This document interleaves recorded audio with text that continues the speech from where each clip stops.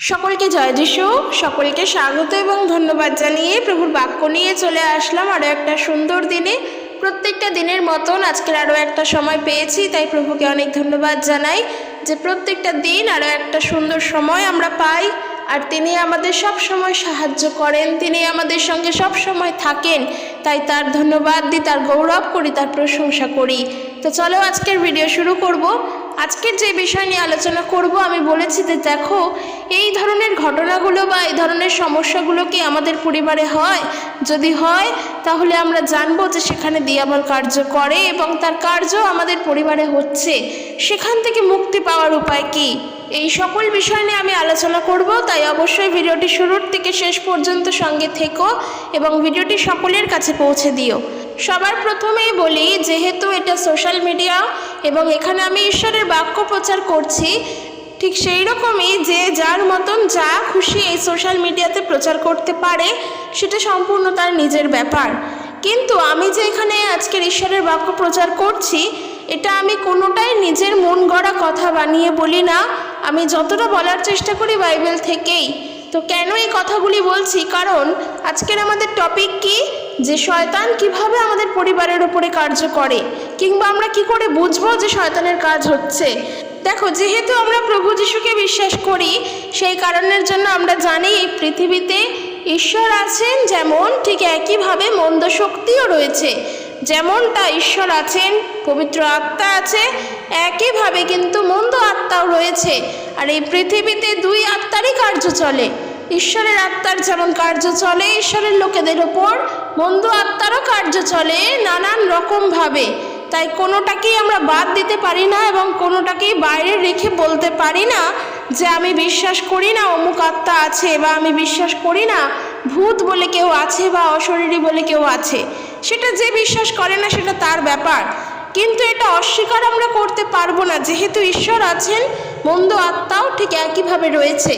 আর আজকের আমি এই কথাগুলি কেন বলছি, আমরা হয়তো অনেক রকমের ভিডিও দেখি এই সোশ্যাল মিডিয়ার মধ্য দিয়ে, ওই জন্য বললাম। নানান মানুষের নানান রকমের মত হয়, আমরা অনেক কিছু সম্পর্কে না জেনে অনেক ধরনের কথা বলি। যদি কেউ কোনো জায়গায় কখনো এমনটা বলে যে বিভিন্ন ব্ল্যাক ম্যাজিক, কালা জাদু, ডাইনি বিদ্যা এই সমস্ত কিছু খ্রিস্টানদের মধ্যেও রয়েছে, তাহলে জানবে তারা না জেনেই সম্পূর্ণটা বলছে। আজকের আমার টপিক কি, যে আমাদের পরিবারে দিয়াবলের কাজ হয়, শয়তান কার্য করে, আমরা সেখান থেকে মুক্ত পাবো কি করে এবং আমরা বুঝবো কি করে। কিন্তু তার মানে এটা নয় যে খ্রিস্টানদের মধ্যে এই কালা জাদু, ডাইনি বিদ্যা, ব্ল্যাক ম্যাজিক, তুকতাক আরও যা যা মন্দ শক্তির কার্য আছে সেগুলো সব খ্রিস্টানদের মধ্যে আছে। এটা ভাবাও কিন্তু ভুল, কারণ খ্রিস্টানরা কোনো তন্ত্রমন্ত্র সিদ্ধ মানুষ নয় যে তাদের কাছে গেলেই তুমি সব কিছুর থেকে উদ্ধার পেতে পারবে। তোমার পরিবারে দিয়াবলের কাজ হচ্ছে, শয়তানের অনেক প্রবল কার্য চলছে, তুমি পালাতে পারবে, খ্রিস্টানদের কাছে যাচ্ছ তাই। এটা কিন্তু একেবারের জন্য না।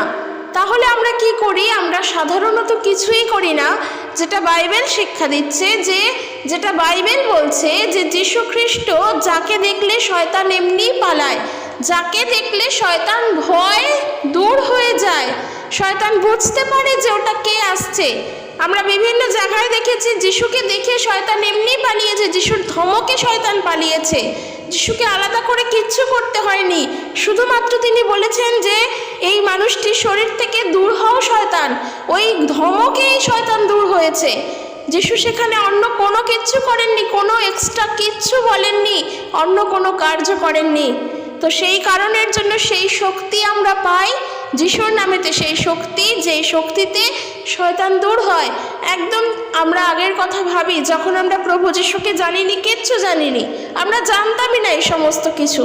যখন আমরা ছোট ছিলাম তখন আমাদেরকে এটাই শেখানো হতো যে অন্ধকারের মধ্য দিয়ে যখন যাবি, বা অন্ধকার দিয়ে, অন্ধকার পথ দিয়ে যে গেলে আগুন সঙ্গে করে নিয়ে যেতে হয়। কেন? কারণ ওই আগুন দেখলে, ওই আলো দেখলে ওই অশরীরীরা, যারা মন্দ আত্মা রয়েছে, তারা ভয় পালিয়ে যাবে। আগুন তারা, অর্থাৎ আলো তারা পছন্দ করে না, তারা তো অন্ধকারের। এটাই আমরা শিখে বড় হয়েছি, এটাই আমরা করতাম। তো আমরাও আলাদা করে কোনো এক্সট্রা শক্তি বা অন্য কোনো তন্ত্রমন্ত্রের শক্তি নিয়ে তো এগোইনি। অন্ধকারে গেলে আলো নিয়ে যেতাম। হ্যাঁ, হয়তো তখন যাকে বিশ্বাস করতাম সেই ঠাকুর দেবতার নাম জপ করতে করতে যেতাম, যেন আমরা শক্তি পাই, বল পাই। এটাই তো বিষয়। সেম এই জিনিসটাই আমি বলছি যে যখন থেকে যিশুকে জানলাম, দেখলাম যিশুর নামেতেই একমাত্র শয়তান পালাচ্ছে, যিশুর নামেতে সেই শক্তি যেই শক্তি থেকে শয়তান দূর হয়। আর তখন আমরা যিশুর নাম করা শুরু করি, যেই নামেতে দিয়াবল আসতে পারবে না। সেই কারণের জন্য যখন আমার পরিবারে এখন আমি প্রভু যিশুকে বিশ্বাস করি, আমরা জানি এটা খুবই ভালো করে, দিয়াবল তত প্রবলভাবে চায়, শয়তান তত বেশি চায় আমাদের পরিবারেই যেন সে কাজ করতে পারে। আর এই কথা আমরা বাইবেল থেকে দেখলে সেখানেও দেখতে পারি যে যারা যিশুর নামকে ভালোবাসে, যারা যিশুর নামের বিশ্বাসী, প্রভু যিশুর অনুসরণকারী, তাদের জীবনে কিন্তু দিয়াবলের কার্য বেশি আসে। কেন আসে? কি কারণের জন্য আসে? তাদেরকে ডিস্টার্ব করতে আসে, তাদের আত্মিক জীবনকে নাড়াচাড়া দিতে আসে। দিয়াবল আসে নানানভাবে আমাদেরকে দমিয়ে দিতে, যেন আমরা পড়ে যাই, যেন আমরা একেবারে দুমড়ে মুচড়ে যাই, তার খারাপ কাজের দ্বারাই যেন আমরা চলি। এটা দিয়াবলের ইচ্ছা। সে আসে এই কারণের জন্য যেন আমরা যিশুর থেকে সরে যাই। কারণ এই সমস্ত জগতে তো সেই রয়েছে, এই জগৎ তো তার নিজের হাতের মুঠোয়। জগৎকে ঈশ্বর সৃষ্টি করেছেন, কিন্তু জগৎ কিন্তু আসলেই মন্দতায়, সে মন্দতাতেই চলছে। আর যখন সেই মন্দ জগতের মধ্যে দাঁড়িয়েই তুমি আলোর শরণাগত হও, যখন তুমি সেই পবিত্র আলোকে স্মরণ করো, সেই পবিত্র আলো নিয়ে চলতে চাও, তখন তোমার উপর সব থেকে বেশি সে কার্য করতে চায়। সে চায় না যে তুমি তার কাছে থেকেই তার কাছ থেকে সরে যাও, সে চায় তুমি তার কাছে থেকে তার মতন করে চলো। কিন্তু ঈশ্বর তো আমাদের সেখান থেকেই টেনে নিয়ে আসতে চেয়েছেন, সেখান থেকেই বার করেছেন।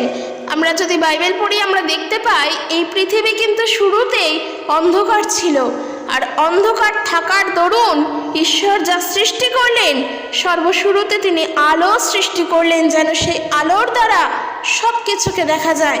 অন্ধকারে আমরা কোনো কাজই করতে পারি না যদি না আলো থাকে।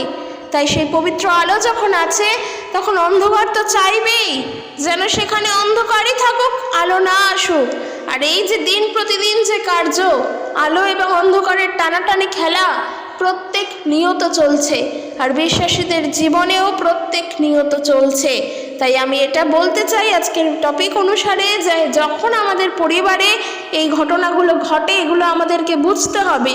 প্রথম বিষয় যেটা আমি বলবো, যখন একজন পরিবারে কেউ একা প্রভু যিশুকে বিশ্বাস করো, তখন তোমার পরিবারে কিন্তু এই কার্য সব থেকে বেশি ঘটবে। কারণ তুমি একা যিশুর পক্ষে, আর যারা তোমার বিপরীতে রয়েছে তারা যদি যিশুর পক্ষে না থাকে, তাহলে সেখানে টানাটানি তো থাকবেই, সেখানে দোটানা থাকবেই, সেখানে আলো আর অন্ধকারের টানাপোড়েন থাকবেই। হয়তো তোমার পরিবারে তখন সব থেকে প্রবলভাবে যেখানে তোমার দুর্বল জায়গা, যে এরিয়া তোমার দুর্বল, যে স্থান তোমার দুর্বল, সেখানে এসেই দিয়াবল কার্য করবে। অর্থাৎ তোমার পরিবারের মধ্যে মনে করো তুমি যাকে নিয়ে সব থেকে বেশি দুর্বল, সেই মানুষটি ধীরে ধীরে কোনো না কোনোভাবে তোমার রাগের কারণ হয়ে উঠছে, তখন তোমার পরিবারে কিন্তু দিয়াবলের কার্যই প্রবলভাবে ঘটবে। সে ঘটাচ্ছে, সে চাইছে যেন তুমি ভেঙে পড়ো, সে চাইছে যেন তোমার পরিবারের মধ্যে অযথা বিনা কারণে অশান্তি হোক, শান্তি বজায় না থাকুক, বিভিন্ন রকম খারাপ কথাবার্তা কিংবা কুমন্দতা কথা, নানান পরামর্শ এগুলোই চলুক। সে তখন চাইছে তোমার পরিবারে এগুলো ঘটুক, কিন্তু তুমি চাইছো না সেগুলো হোক। তুমি চাইছো সবাই যেন তোমাকে বোঝে, শুধু তাই নয়, সবাই যেন শান্তিতে থাকতে পারে, কেউ কারোর নামে নিন্দা, ঝগড়া, অশান্তি যেন না করে। এটা তো তুমি চাইছো, তোমার মন চাইছে, কিন্তু তারা চাইছে না। তারা এই জন্যই চাইছে না কারণ তখন তাদের মধ্যে দিয়ে দিয়াবল কার্য করছে, সেখানে তাদের নিজেদেরও হাত নেই, সেখানে সেই অশরীরী শক্তি যা তোমার থেকে, আমার থেকে, মানুষের শক্তির থেকেও প্রবল শক্তি, সে তখন কার্য করছে। তাহলে তুমি কি করবে? তুমি কি করে বেরিয়ে আসবে সেখান থেকে? তখন তুমি নিজেকে শান্ত রেখে বাইবেল পাঠে থেকে, প্রার্থনাতে থেকে সেখান থেকে মুক্ত হতে পারবে, কারণ এছাড়া আর পথ নেই। তুমি চাইবে ঝগড়া অশান্তি করে সেখানকে শান্ত রাখতে, পারবে না। কেন পারবে না? কারণ তখন যদি তুমিও ঝগড়া অশান্তি করো, সেখানেও দিয়াবল কার্য করবে। কারণ তোমার ছল চাতুরি তোমার থেকে সে ভালো জানে, সে তখন তোমার মধ্যে কার্য করবে, আর তখন তোমাকে আরও বেশি করে প্রবলভাবে উত্তপ্ত করবে যেন তুমি অশান্তি সৃষ্টি করো, অযথা অশান্তি করো। তাই জন্য যেটা দরকার সেটা হলো বাইবেল পাঠ করা এবং প্রার্থনা করা। এছাড়া আর কোনো উপায় নেই, এছাড়া আর কোনো বেরিয়ে আসার পথ এখান থেকে পাবে না। আর দ্বিতীয় কথা আমি যেটা বলতে চাই, এই যে আমি একটা পথ বলে দিলাম যে বাক্য পাঠ করবে, প্রার্থনা করবে, এটার মানে কিন্তু এটা নয় যে আমি কোনো টোটকা দিয়ে দিলাম। আবার এটাকেও আমরা যেন মনে না করি যে যিশুর কাছে আসলে টোটকা পাওয়া যায়, এটা একটা টোটকা না। তুমি যখন বাইবেল পাঠ করছো সেটা পবিত্র শাস্ত্র পাঠ করছো, আর যখন প্রার্থনা করছো তখন তুমি স্বয়ং ঈশ্বরের কাছে কথা বলছো আর ঈশ্বর তোমার কথা শুনছেন। এটা কোনো টোটকা নয়। টোটকা কোনগুলো? টোটকার দ্বারা মানুষের যদি ভালোও হয় একাধারে আবার কিন্তু খারাপও হয়। কিন্তু ঈশ্বরের কাছে প্রার্থনা তুমি যখন করবে, তুমি তোমার শত্রুর জন্য প্রেম করবে, তখন যে তোমার শত্রু তুমি তার জন্য প্রার্থনা করবে যেন তার মন পরিবর্তন হয়। কাজেই সবার সঙ্গে সব কিছুকে গুলিয়ে ফেললে চলবে না। জগৎ তার মন্দ পথেই চলতে ভালোবাসে, কিন্তু ঈশ্বরের পথ মন্দ পথ নয়। ঈশ্বর চান আমরা প্রত্যেকটা মানুষ যেন ভালো হই। তোমাকে জগৎ হয়তো বলবে যে তোমার শত্রু আছে, তার ক্ষতি কর, এবং তার ক্ষতি করার জন্য তুই অমুক জায়গায় অমুক কাজ কর, অমুক বাড়ির কোনায় গিয়ে অমুক কাজটি করে আয়, তোর শত্রুর ক্ষতি হবে। কিন্তু ঈশ্বরের বাক্য বাইবেল পাঠ কখনো তোমাকে সেটা শেখাবে না, বরং এর উল্টোটা শেখাবে যে তোমার শত্রু আছে তার জন্য প্রার্থনা করো যেন তার মন পরিবর্তন হয়।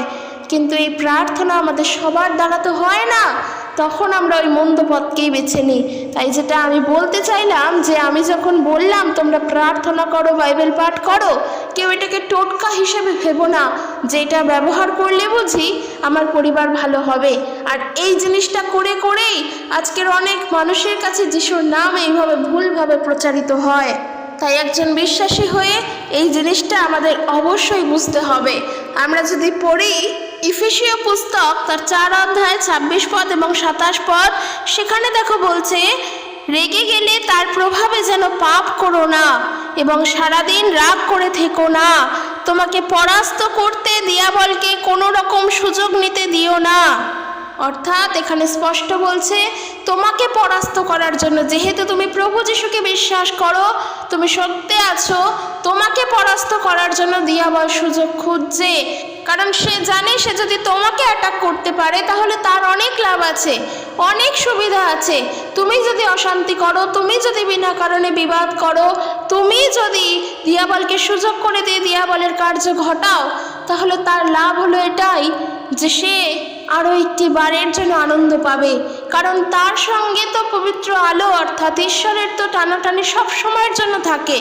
যখন একজন বিশ্বাসী দুর্বল হয়ে গিয়ে ভেঙে পড়ে গিয়ে দিয়াবলকে সুযোগ করে দেয়, তখন কিন্তু দিয়াবল আরও একটি বারের জন্য আনন্দ পায়।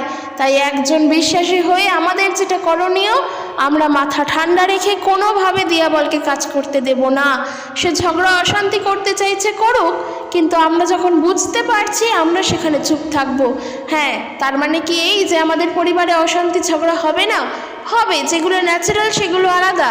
কিন্তু এই বিষয়ের ক্ষেত্রে বলছি, যখন তুমি তোমার পরিবারের সদস্যকে নিয়ে অতিষ্ঠ হয়ে পড়ছো, বুঝতে পারছো দিয়াবল কার্য করে, সেখানে নানান রকম খারাপ কাজ, লোভ, মন্দতা, নেশা, আরও যে সমস্ত খারাপ কাজ আছে তার মধ্যে তারা জড়িয়ে পড়ছে, আর তার জন্য পরিবারে প্রবল অশান্তি হচ্ছে, সেখানে তোমাকে শান্ত থাকতে হবে। কারণ যখন পরিবার নেশার মধ্যে ডুবে যায়, পরিবারের থেকে সেই মানুষটির মন উঠে যায়, তাকে ফিরিয়ে আনতে অনেক কষ্ট করতে হয়। আর তাকে ফিরিয়ে আনার জন্য, তাকে আবার পরিবারে আনার জন্য আমরা নানান পথ ধরি, নানান ওঝা, নানান তন্ত্রমন্ত্র শক্তির আরাধনা তখন করি।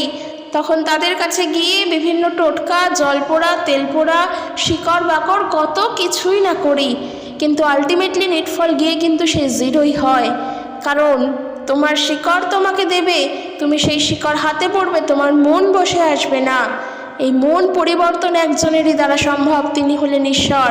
তিনি যে কখন মানুষের মন পরিবর্তন করতে পারেন সেটা তিনি ছাড়া আর কেউ জানে না। তাই যখন আমার কাছে সেই সুবিধা, আমি যখন ওই মানুষটির জন্য প্রার্থনা করতে জানি, তখন এটা বিশ্বাস করি আমার প্রার্থনার দ্বারা তার মন পরিবর্তন হবে, প্রভু তা করবেন।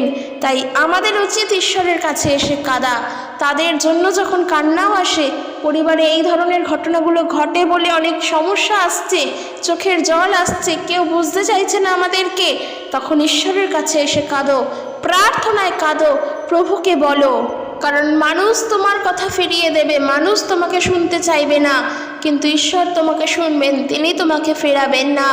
আমরা যদি একটু দেখি 2 তিমথিও তার 1:7 যেখানে বাইবেল বলছে ঈশ্বর আমাদের ভীরুতার আত্মা দেন নাই, কিন্তু তিনি আমাদের শক্তির, প্রেমের ও সুবুদ্ধির আত্মা দিয়েছেন। ঈশ্বর আমাদের ভীরুতার আত্মা দেননি। আমরা ভয়ে কুঁকড়ে রয়েছি, অশান্তি হবার ভয়, এবং নানানভাবে আমরা ভয় পাচ্ছি, আমরা দুশ্চিন্তা করছি, আমাদের হতাশা আসছে, আমাদের রাতে ঘুম হচ্ছে না, অনেক ধরনের চিন্তার মধ্যে ডুবে রয়েছি, ভয় পাচ্ছি যে কি হবে, এটা করলে আমি তো শেষ হয়ে যাব, আমার পরিবার শেষ হয়ে যাবে, নানানভাবে এই প্রবলেমগুলো ঘটছে। বাইবেল তোমাকে বলছে, ঈশ্বরের বাক্য এই জন্য পড়ো, বাক্য বলছে ঈশ্বর আমাদের ভীরুতার আত্মা দেননি, কিন্তু কিসের আত্মা দিয়েছেন? শক্তির, প্রেমের এবং সুবুদ্ধিতার আত্মা দিয়েছে।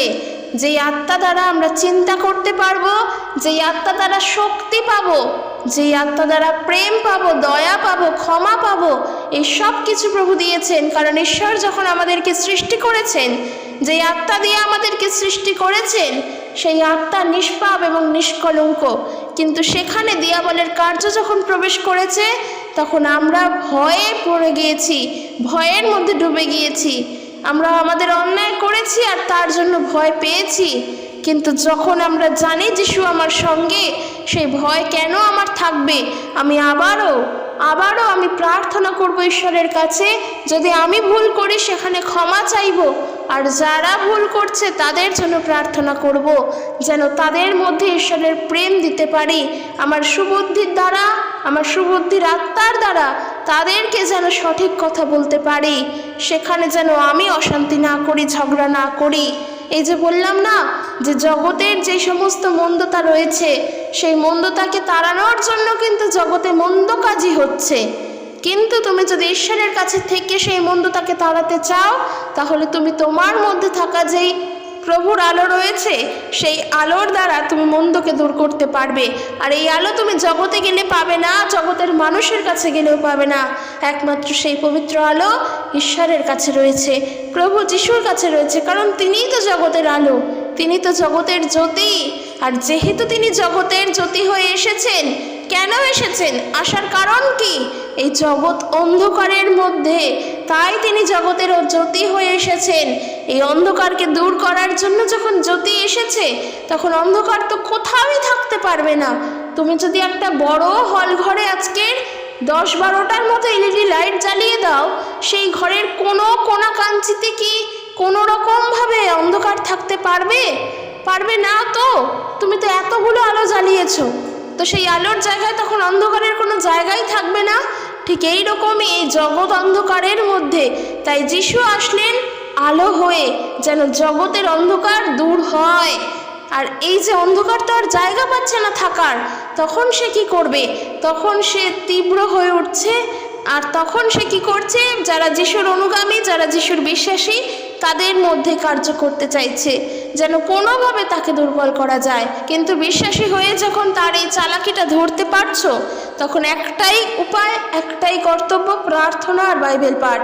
এর বাইরে আমি আর কিচ্ছু বলতে পারবো না, কারণ তুমি তোমার বিশ্বাসে বাইবেল পাঠ করবে, তুমি তোমার বিশ্বাসে প্রার্থনা করবে।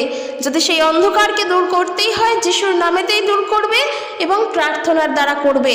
আর তোমার সেই প্রার্থনা থাকবে একদম নম্রতার সঙ্গে এবং প্রেমের সঙ্গে, কারণ তুমি ঈশ্বরের কাছে প্রার্থনা করছো, এবং দিয়াবলকে ধমকের সুরে সেই প্রার্থনা থাকবে, যেন যিশুর নামেতে সে সত্যিই পলায়ন করে। আর করে দেখো, আর যদি কোনো প্রবলেম থাকে, দুঃখ, কষ্ট, যন্ত্রণা যেগুলো থাকে, সেগুলো ঈশ্বরের কাছে এনে দেখো। যদি সত্যিই কারোর পরিবারে এই প্রবলেমগুলো থেকে থাকে, আজকের যে বিষয়গুলো বললাম, অকারণে অশান্তি, ঝগড়া, নেশাগ্রস্ত পরিবার হয়ে যাচ্ছে, রোজ দিন ঝামেলা হচ্ছে, খারাপ কাজ হচ্ছে, মন্দ চিন্তা হচ্ছে, মন্দ কথা হচ্ছে, এবং একে অপরকে আঘাত করা হচ্ছে, ছোট করা হচ্ছে, এই সবগুলো যদি হতে থাকে, যে যদি কেউ একজন যিশুকে জেনে থাকো, তুমি তোমার বিশ্বাসে বাইবেল পাঠ করো, তুমি তোমার বিশ্বাসে প্রার্থনা করো, আর তোমার এটা রোজকারের রুটিন হোক, যেন তোমার পরিবারকে ঈশ্বর রক্ষা করেন, যেন দিয়াবলের হাত থেকে প্রভু যিশু এই পরিবারকে রক্ষা করে। এই প্রার্থনা রোজ করবে, প্রভু যেন তোমাদের সহায় থাকেন। এই প্রার্থনা রোজ করবে, করে দেখো ফল পাও কিনা। কারণ যদি নাই করো, ঈশ্বরের উপস্থিতিকে অনুভব করবে কি করে? যদি একসঙ্গে সমবেত প্রার্থনা নাই থাকে, ঈশ্বরকে বুঝবে কি করে? এটা তো করতে হবে। ঈশ্বর নিজের থেকেই তোমার কাছে এসেছেন, এটা ঠিক, কিন্তু তারপর তার কাছে তুমি যাও। সে যখন নিজে এসেছেন, তোমাকেও যেতে হবে তার কাছে। তিনি এসেছেন আর তিনি থাকবেন, এটা আমরা যেমন আশা করি, তিনিও এটা চান যেন আমরাও তার সঙ্গে সারা জীবন যুক্ত থাকি। তাই এগুলো করা তো আমাদের দরকার, আমাদের করতেই হবে। আমরা যেন করি, আর যদি এই প্রবলেম থাকে, আমি বলবো সেই প্রবলেম দূর হবেই, এইভাবে হবে। এর বাইরে আর অন্য কোনো কিছুই আমি বলতে পারবো না। কারণ বাক্য একটা কথাই বলছে, তোমরা দিয়াবলের নিকটবর্তী নয়, কিন্তু ঈশ্বরের নিকটবর্তী হও, তাহাতে তিনিও তোমাদের নিকটবর্তী হইবেন। তো চলো আজকের এখানে শেষ করছি। ভিডিওটি কেমন লাগলো জানিও এবং সকলের কাছে পৌঁছে দিও। ঈশ্বর তার আপন বাক্যের দ্বারা প্রত্যেককে আশীর্বাদ যুক্ত করুক। জয় যিশু। Praise the Lord.